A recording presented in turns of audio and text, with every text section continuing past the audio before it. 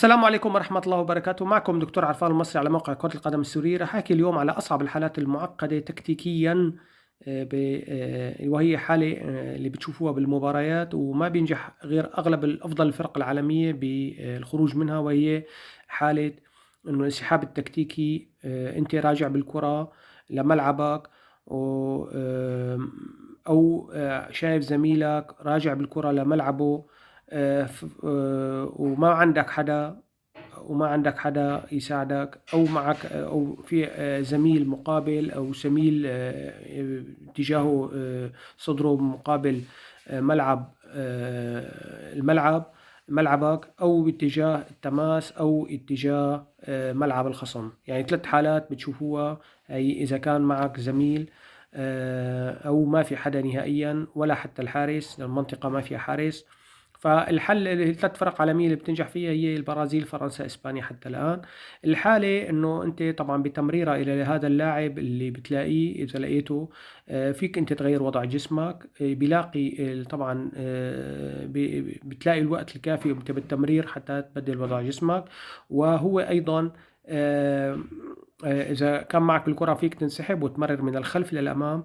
أكيد طبعا بتلاقي لاعب فبتمر له طبعا على قدم مسار، وما بتمر له على قدم قدم مشان ما يتفشكل بالكرة ويتدعثر فيها.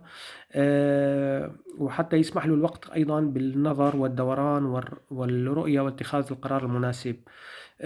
فلذلك الحل كمان إذا كان أحد الحلول، إذا كان هو مواجهة التماس، فأنت فيك تعمل خود وهات مشان تغير وضع جسمك. أو فيك مثلا إذا كنت أنت راجع بالكرة بتمرر من الخلف للأمام، إذا لقيت لاعب طبعا بهالوقت راح تلاقي لاعب راجع أيضا.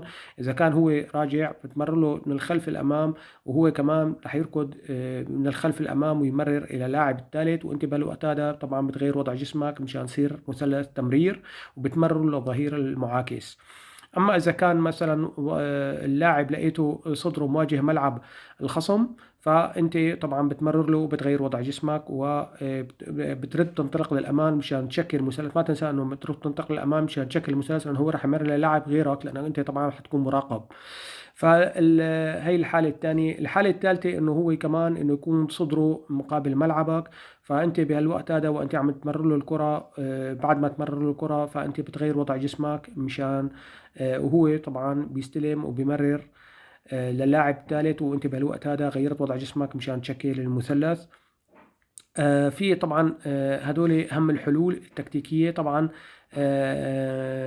إذا لقيت لاعب مثلا صدره مواجه التماس، ممكن تعمل خطوات. فيك كمان إنه تعمل إذا لقيت صدره مواجه الملعب إنه أنت تغير وضع جسمك. فهي أصعب الحالات المعقدة تكتيكيا، واللي ما بتنجح فيها غير الفرق العالمية الثلاثة اللي حتى الآن شفتها، هي فرنسا والبرازيل وإسبانيا. شكرا لكم كتير، وإن شاء الله تكونوا استفدتوا، والسلام عليكم ورحمة الله وبركاته.